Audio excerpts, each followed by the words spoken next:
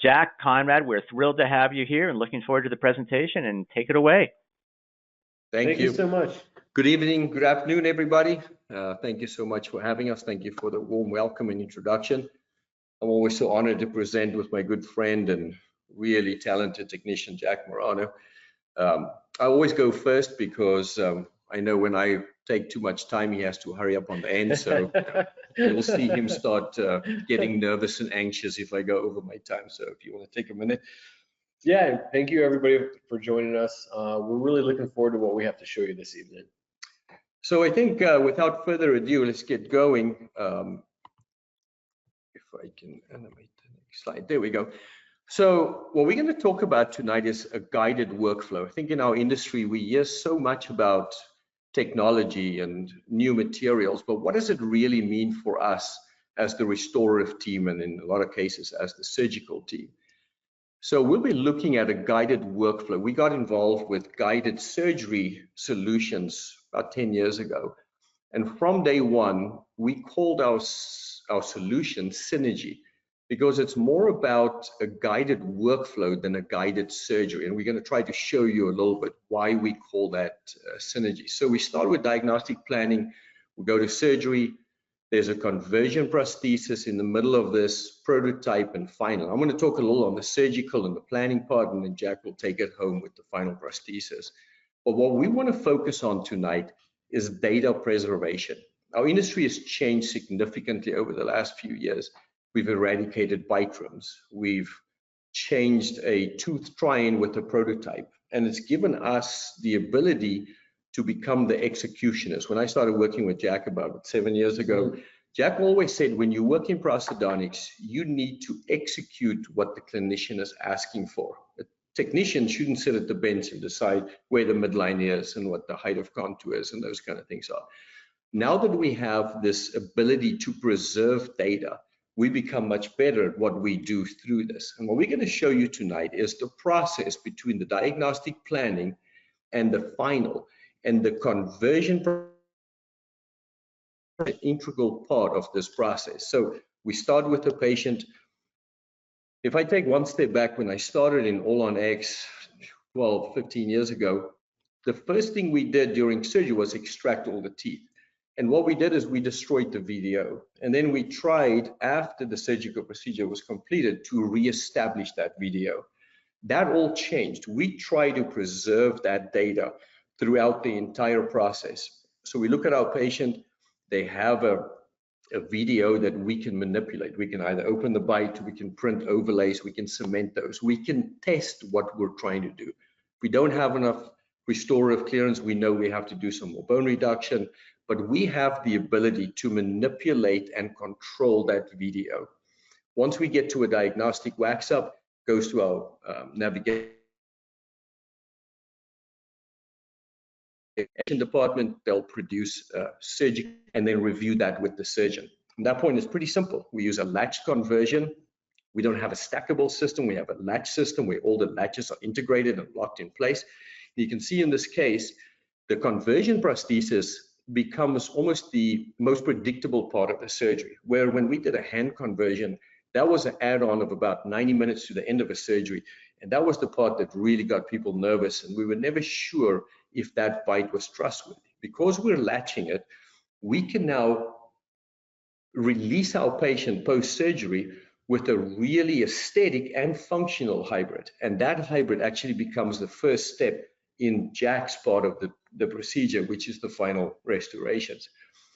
So you see this case we did with Dr. Jeff Canales. We had a patient that was very adamant on what she wanted to look like throughout the process. So this is our conversion prosthesis.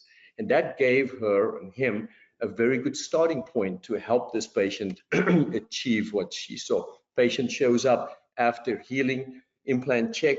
And now for the restorative clinician, we're basically going to index what that patient has. And we work with Dr. Lars Boma, and he taught us biocopying. You know, how do we allow a patient to wear into these hybrids and give us kind of a roadmap of what their muscles want us to see. So we index that. We'll do some small diagnostic changes. I don't want to get into Jack's part of this too much, but we now have the ability to print that conversion prosthesis. So the first appointment for our patients in the restorative phase is going to be an aesthetic try-in like this. We like to print as much as we can because we preserve data. When you mill something, there's a lot of work to get all the data captured and get it established. So in office, we have we're a big believer in the carbon systems, but Sprint Ray, we use All-on-X. It's a very good material. We don't get paid by these companies. It's just what we use. But another big and important part of a digital workflow is eliminating the need for a titanium interface. When Jack and I went to the ACP a few years ago, there was a lecturer who said, I finally resolved the issue of All-on-X digital. And right at the end, we were very excited to see how we're going to do it. And right at the end, he took a model and cemented the titanium interfaces, which basically made the digital workflow obsolete because now we're questioning the data. So at the end of the day, when we're in a digital workflow, we have to remain modelless. And printing a model is the same as pouring a model. You can't say, well, I printed a model, so it's still in a digital workflow, because that is an analog part, and that's what we're trying to eradicate. And once we get past that point and the patient approves, it's what Jack's going to talk about tonight. We go from our pre-op, we get to a conversion prosthesis, either through a latch, or we're going to show you the easy load solution tonight. And past that point, Jack will take us through the prototyping step and how he believes, not cutting on zirconia. I don't know if you want to say a quick word on that. Well, we'll spend all our time and add the artistic elements to the case in the green stage to preserve and protect the zirconia material. And Jack's one of the masters of MIO. He's a MIO educator in the country, and you can see the results that him and his art team are achieving with monolithic zirconia. So it's very important to understand that we're not layering ceramics. Yeah. And when we presented in Chicago a few years ago, one of the slides was the death of layering ceramics. And a lot of the technicians weren't happy with it. But if we're working in a digital workflow, it's so important not to layer because we're disrupting the data. So I had the slide in here I presented for the ACP a couple of weeks ago, and I noticed that my midline was off on this case, and the patient was just posturing. So I put the slide in there and said, it is actually on for those of you who notice it, just to make sure everybody's aware that I did notice. So if we look at how we convert, we have the old school chairside conversion. It's arduous, it's time consuming, the patient is tired, the surgeon is tired, you have to have technical support chairside. And it doesn't really matter what type of solution you use for a chairside conversion. It is a questionable conversion because of the nose-chin position. I'll talk about that a little bit tonight. And then we jumped all the way to fully latched, to a fully guided solution. But unfortunately, it led our surgeons who believe that not every patient is a patient for fully guided to have to hand convert. With the easy load system we're going to show you tonight, it frees up our surgeon to do guided, semi-guided, or freehand and still have the ability to digitally convert the patient. And why that's so important, like we discussed earlier, is to give Jack and his team a starting point that we know we can trust based off the patient's pre-op. So the importance of maintaining that video during surgery is for our restorative team. That's what's important. Dr. Scott Gans said so famously one day, patients come to us for teeth, not implants. And even though we place to make it more efficient for our restorative clinicians. So just walking you through the process real quick, we lay our upper and lower reflections. We seat our base guides. It's an extremely old case, and I'll show you in a little bit why I'm showing this case from about 10 years ago. But we have the vertical dimension. Now we can go extract both upper and lower. We can go and do bone reduction. Our system allows us to articulate with an articulation piece, which is the segmented piece that comes out of the patient's mouth. And then we have the ability to process the entire surgery on the articulator and double check all our records before we go to surgery. So if we look at where we were in the surgery, we were about an hour into surgery. We did extractions, bone reduction, and obviously reflections and seating. I placed the latched conversion into the Synergy guides and closed this patient back into centric. Everything was good. We removed that, went on, placed the implants, put the MUAs on, And about 3.5 hours into the surgery, I could not manipulate this patient back into centric. The first thing Uday said was, let's get the burr and adjust the occlusion, which is what we've always done during our hand conversions. But we quickly realized that the one variable that we missed for all these years was the TM joint shifting during surgery. When you keep on manipulating this patient, that joint gets to an overseated position, which told us that when we hand convert a patient, we're almost, what we've seen from experience, 4.5 to 5 times out of 10 patients, that joint's overseat, and we're basically restoring that patient in a conversion hybrid or temporary hybrid in that overseated position. It became so obvious for us that when we saw this in a patient, I could even tell you which side of the chair the surgeon was sitting on. And it's always the opposite side is where the patient was hitting early, just by the way the surgeon manipulated that jaw.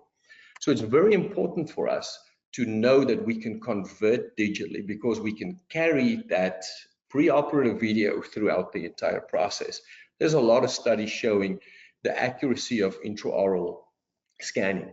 We went from analog all the way to photogrammetry, and now there's a big drive back towards actually scanning these patients with a regular intraoral scanner. So a lot of these studies are actually showing that the systems are accurate enough. A lot of studies by our good friend, Dr. Mark Ludlow, Papaspiridakis, all these people have studied this, and there's a lot of truth. Also looked at Kernan et al. And they were talking about how a scan aid actually helps place that scanner in space, and how important it is to not have the scanner lose its position. So when I presented for the ACP, after the presentation, Dr. Donatelli said, I just still don't trust digital scanning. And I did a little bit more research, and I realized, we got to look at what the research tells us. So I went to ChatGPT. I didn't know this is what ChatGPT looks like, but that's right. So I said 2 things. ChatGPT, what do you think I look like? And ChatGPT, can you look at all the articles that addresses the accuracy of intraoral scanners and compare that? So she came up with what she thought I look like, which I thought, maybe a little on the old side, but some good muscular development there. Yeah. So I'm like, thank you, Chat. That's good. But what's so a little bit more relevant for us tonight, Chat found these articles addressing, and there were multiple jaw studies. But the one thing that I really noticed was the same kind of key takeaways within clinical specs, outstanding results, strong overall evidence of digital accuracy. So we know that we can trust that process. I'm going to run you through a quick case and show you how we now convert a patient in a digital format. So this was a 7-year-old male, 2 implants on the lower with a pretty successful lower clip denture, and 3 implants on the upper. So what we're trying to do is move most of the work pre-surgically. So when you work with the photogrammetry machine, the surgeon will scan the patient post-surgery, sends it off to the lab, and the lab really has to scramble to get everything done on time. Jack and I think you agree, made a little mistake. We didn't think that photogrammetry was really going to take off as well as it did. And it put us behind the 8 ball a little bit, but we learned so much from photogrammetry and that workflow. And what I think we have is a little step of an improvement, because we can shift all the data pre-surgically, pre-surgery day, and make that day a little easier for our surgeons. So about 2 weeks before we go to surgery, we scan the patient STL, we get our DICOM data, and we take some smile pictures. It's very important to obviously do these smile pictures so we can superimpose. Jack and his team, my business partner Drew, is really one of the leading guys in this. We'll do a diagnostic wax up and have a review with our restorative team. Say, what do you guys like to see? We can superimpose some patient smile pictures and make sure that we look at both aesthetics and function. If we're going to change the bite, like I said earlier, we can print some overlays. You can actually cement it in the patient's smile, see how the patient copes with that. But we try to figure out everything out pre-operative before we start extracting teeth and reducing bone. So now we have our diagnostic archived. We're ready to go. The case now goes to our navigation team. Matt and Brian and his team will now plan the case with the surgeon. They'll do a review with the surgeon. The surgeon has ultimate control over the case, changes whatever he or she needs, and then the case is ready to archive. So the surgical components, you can see we have our pre-op. We were going to do extractions on the bridge that was in the patient's mouth, so we extract that digitally. And we created, in this case, a guide that was semi-guided. We were using the existing tooth structures for a tooth-borne guide. We didn't have to do bone reduction, so we didn't need a facial bone-borne guide. And obviously, it's less invasive for the patient. And then we went ahead, we created our fixation guide for our SIM device, for our smart implant mapping device. And then we actually create the smart implant mapping device. So the SIM device is a proprietary device to our navigation team. And what we've done is we've created a 3-dimensional scan marker that helps position the scanner in space. So when we model match, we have to match the X, Y, and the Z axis. And what this little device does, it helps our surgeons scan very easily and helps the lab to model match through the process. So it's very important for us to eradicate the tie base, like we said earlier. And thank you to Jack's brother who shared these beautiful slides with us. You can see all the different types of screws and systems on the market today. But the basic 3 designs is a flat design, a tapered design, and a round design. Right. We have our favorites. Jack can probably talk on that a little bit later, but it's proven to be extremely successful. You know, get a lot of questions about clinicians. Can we trust working on zirconia without that interface? And I think the answer is yes. So when you go to surgery, we're going to place, this is day of surgery. The surgeon will place the fixation guide.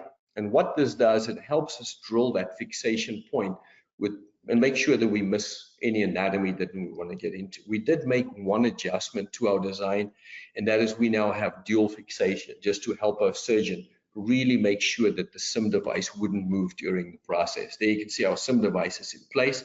I get the question, do we SLM them out of alloy, or do we use the printed polymer ones? The printed polymer ones scan easier, so it's very rare that we still use the cobalt chrome one. So you can see we went through our surgery, we placed the MUAs, and now our surgeon is ready to take the impression. Place the appropriate intraoral scan flags. It's got to be a tie-based list design. It's very important. Our team can help you with that. Once the surgeon is ready, so let me just backtrack. We're going to go through surgery, we're going to place our MUAs, and now we're going to place our scan flags. Now the SIM device cannot move through this process because that's our one central point.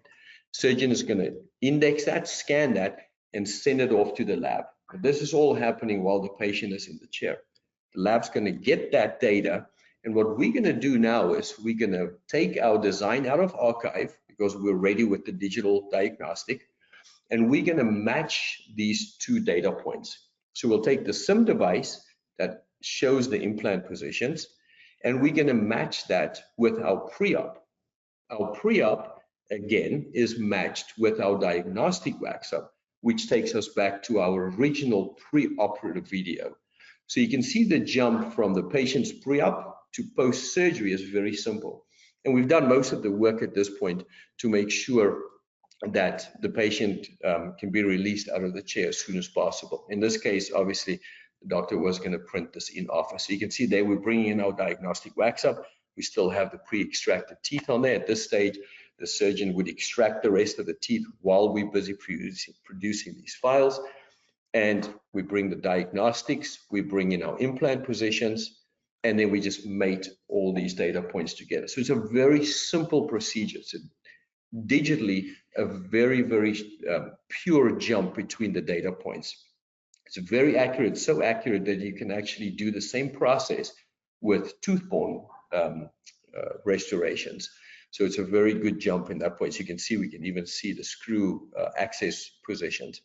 There's our STL file ready to go, and we email that back to our surgeon.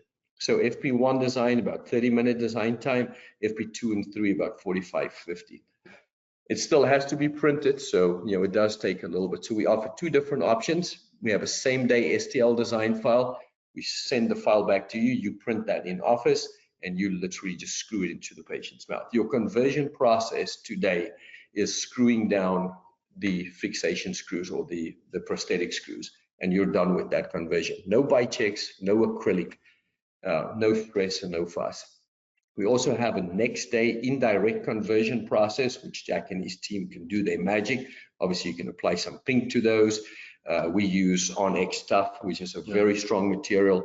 And this is, for the surgeon who wants to release the patient and get that patient back. Our focus is always to get that back within 24 hours. Here you can see we've got hundreds of x-rays verifying the extreme accuracy of this process. If you think this hybrid never saw a model and it was sent across the country through email and printed in office, and that was the results we were getting. So very predictable process to get it. We have a very, very slick, for a lack of a better term, edentulous module. We'll take the patient's denture, we'll use that as our pre-op, do a diagnostic, simply digitally delete the palate, and we'll place our SIM, our scanning device, in the palate, seat the denture, fixate, cut the struts, and do your surgery.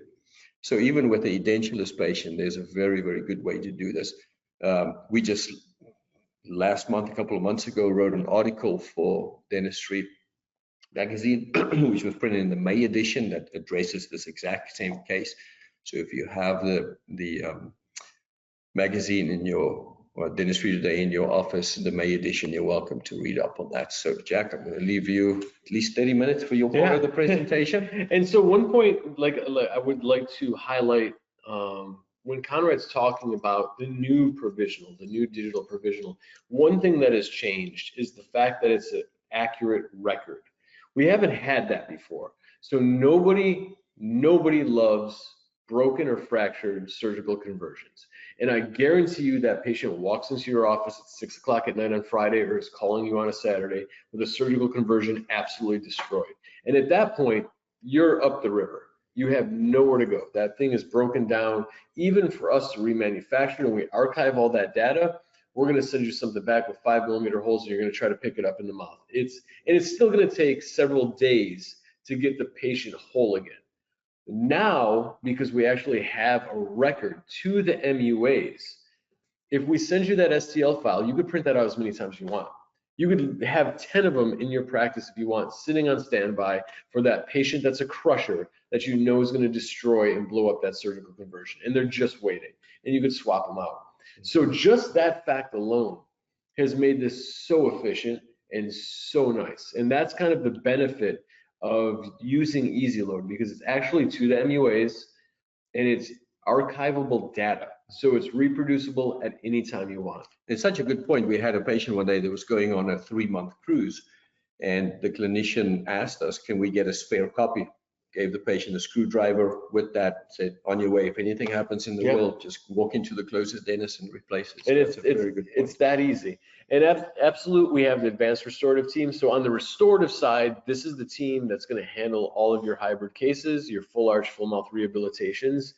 They were all trained by me, handpicked by me, and honestly, I got to say they're the best of the best. At least I believe so. But all on X, where are we at today? And it's really, really interesting. And we keep speaking on this over and over and over again. You're going to England next week. I was in England last month. And this is the same topic. Everybody wants to know. All on X is the biggest, I guess, conversation starter because of where we're at in the industry. So not to date myself, but I go way, way back, and I've had a very blessed and honored career. And I used to work for Dr. Carl Misch and do a lot of this work exclusively. And back then, of course, per Misch, a case like this would be PFM high noble metal ceramics. When you look back at it, gold price, that's about $10,000. It's about $10,000 in alloy. You can take a nice vacation for the price of this hybrid. And it was a niche. It was a niche for clinicians. It was a niche for technicians to restore these type of cases. But now if we look at all on X, all of these years later, looking back on it, these cases are in every practice and in every laboratory across the country. But we've come so far from where we were. You know, analog prosthodontic workflows have not changed in a million years, it seems like. And the reason why is honestly because they work. But they're very dragged out. They're very labor intensive. They're definitely very analog. And if you look at this case, this is only half of the records to this case. This case was with Dr. Barry Goldenberg, and he thought as a joke he would line everything up and take a picture of it, what analog looks like. And you can see I had to do it on the floor because there wasn't enough room on the desk. He did. He lined it up on the floor. I don't know. I got to ask you, but it looks like the floor. It is the floor, and he took it from about 6 feet up. And this is the process it used to go through. And if you looked at an analog hybrid case, it was very long. It was very drawn out. The lifespan of these cases was enormous, and it just took forever to restore. Now where we're at when we can go ahead and rely on digital has been completely different because we have options. The options that the digital technology gives us today is greater than we've ever had before in the history of restoring these cases. And I've been in it since the very beginning. How do you restore an all-on-X case today? How would you like to restore an all-on-X case today? Because traditionally there's always been one prosthodontic workflow. So very easy for me to talk to you. If you would call the laboratory 10 years ago and you said, I have an all-on-X case I'd like to restore, how should I go about doing it? I had one workflow to tell you about. Now, how would you like to restore that case? Because there's 10,000 workflows. You name it. Do you want to do an analog? Do you want to do photogrammetry? Do you just want to scan it? Do you want to use one of the screw systems? Do you want to use Sim2 and Easy Load? Do you want to use something like OptiSplint? We have our phase 2 device. There's bridge-based and Straumann Exact. How would you like to start? I can tell you no matter what process you use, except analog, because we don't even want to go there anymore because we don't have the need to.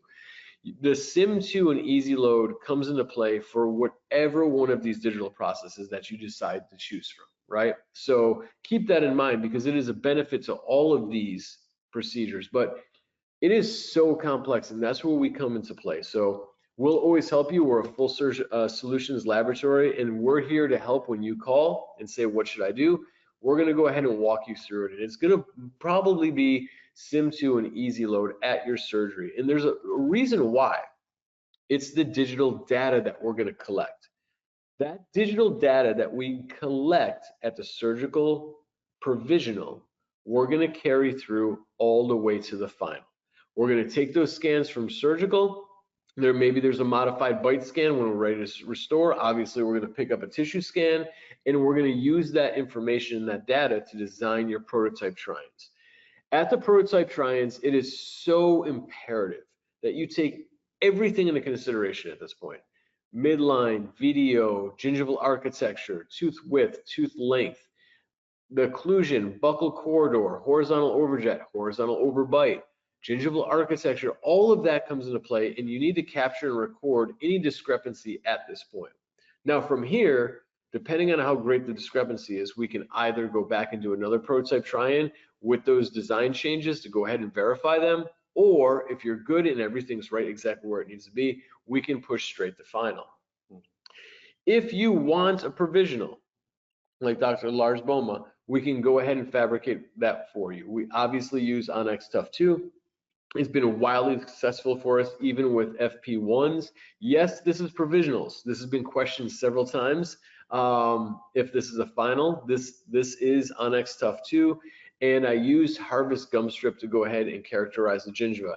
Now, if you're doing same-day design, FP1s are easy if you're printing them in office. If you're doing FP3s, I would really consider using something like Gum Strip because it's super easy to get the pink on there and get the patient on their way. I've always said the world-class restorative work is only a byproduct of the world-class relationship and communication, and I believe that with all my heart, and so does Conrad. If there's a breakdown in that communication, I can pretty much guarantee that the rate of failure for that case would be much, much higher, significantly higher. So communication is of the utmost importance. And we're going to talk about green stage finishing because this is where all of the artistry is applied to the case. We don't grind on post-sintered zirconia. So we'll go ahead and mill out your arch once you've approved your prototype try-in. We'll go ahead and finish those arches in the green stage. So this is where we'll go ahead and add all of the artistic license, the surface texture, the anatomy, the embrasures, the incisal edge embrasures, all of that will be put in at this point because post-sinter, we will not grind on the zirconia arch, right? That is to protect the material. So at this point, everything is done, the artistry has already been applied, and we're ready for Mio liquid ceramics. And again, we're monolithic, this is multi-layered zirconia. high strength, coming in at about 1250 megapascals. This case actually has to be, actually is an Atlantis bridge-based case for Dr. Barry Goldenberg, upper and lower. And when it comes to titanium bars under Zerk, I got no problem with it. You could do it however you would like. You could do straight to MUA, you could do to tie base, or you could do bar under Zerk. Either way, the data that you collect with Sim2 and EasyLoad still converts all the way through to whatever restoration you want on the back end. Mio liquid ceramic. So make no mistake, it is not a stain. It is a liquid ceramic. We're going to apply this to the monolithic multi-layered zirconia, and this is going to give us our aesthetics, right? This is where we're going to finish off the artistry. It's going to be applied for the gingiva as well as the teeth.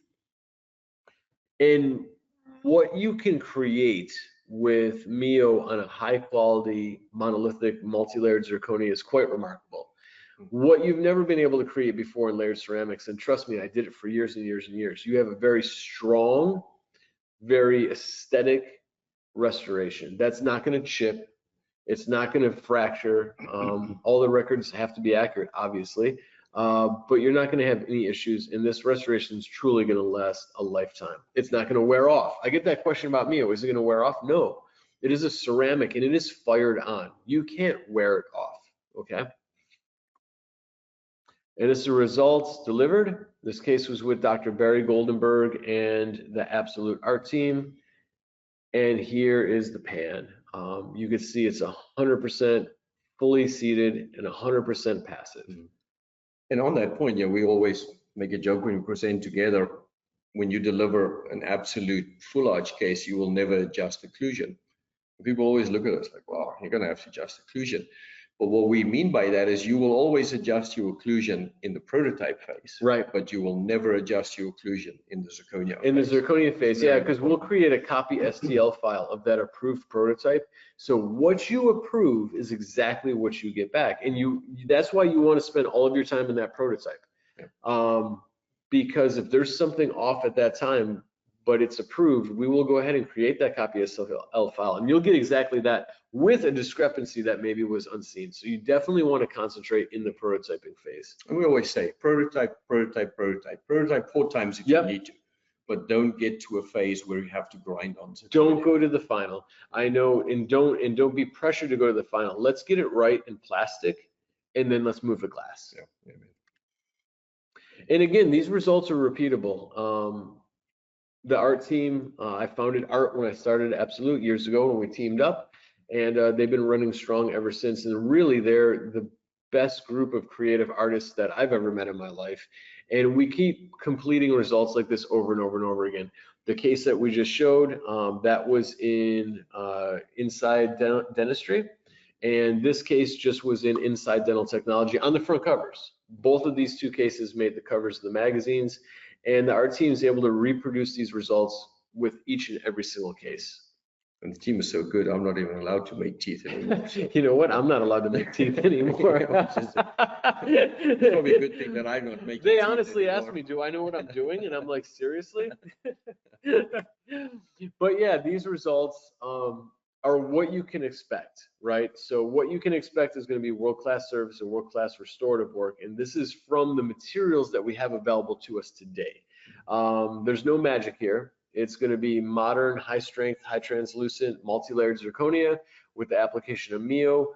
But all of this data and the aesthetics and the beauty and the success of this case all came from the communication and the data originally gathered from EasyLoad. Yeah. And the nice thing with this case we did with Dr. Christian Yates, if you go back to our patient's original pre-op, pre-surgical, you can see that video was transferred very accurately through the entire process, 100%. Even through the surgery. And that makes it so much easier and more predictable for our restorative team not to have to find the video. So, well, we used to blow up everything in the mouth doing these surgeries as far back as I used to go. And then from there, spend 6 months to try to figure out and hope to get them to where they used to be. And then at that point, you would start restoring the case. And effectively, now we're restoring a full arch hybrid in 2 appointments, 2 clinical restorative appointments. Yeah, because if everything, I mean, if you look at it with the information that you gathered from the EasyLoad scans, if everything was perfect, let's say it was, the next appointment could be final delivery. That's right. But we want to go ahead and verify. There's going to be something that changed. An occlusion, maybe the patient doesn't like this, maybe the midline has to be moved, what have you. We'll pick that up in one prototype, but more than likely that is going to be so close and so on, you're going straight to final. So we've got some resources tonight. I think Dr. Levine will make this available. We have a fully comprehensive protocol, clinical protocol that discusses everything we talked about tonight: models, data gathering, how to look at your DICOM data, how to get in touch with the team. Smile pictures so important today to get good smile pictures. And Dembright asked if we could do a special promotion for this webinar. And we've got a full package from planning to surgery to final for $59.50 with one of these vouchers included. So that's all part of the resources that's going with this. And at the end of this, you've got both my and Jack's contact information. So if you've got any questions, we'd love to obviously do a case with you and discuss this with you further. Yeah, and the Absolute Art team, again, I personally hand selected them and trained them. They're really the best of the best and the most passionate, talented artists I've met in the industry. And I've been at it and doing it for a long, long time. They're the best of the best. And this is the gang that goes ahead and restores the gorgeous hybrids that you've seen. And it's good because there's always a competition amongst themselves. they actually do compete who can amongst do the themselves. prettiest cake. So there's a really strong passion to do this right. Yeah, they're fantastic. And then we're obviously very active on social media. Jack and myself, we've got a little chat called Absolute Talks, where we love to talk about new technologies, new materials, new workflows, what works and what doesn't work. So, please follow us on that. And if you've got any questions, Jack at absolutedentalservices.com or Conrad at absolutedentalservices.com. We'd love to talk to you and hopefully restore one of these cases with you. Yep, absolutely. Dr. Levine, thank you so much for all the organization. Jen, for you guys, we appreciate all your effort and thank you for the time.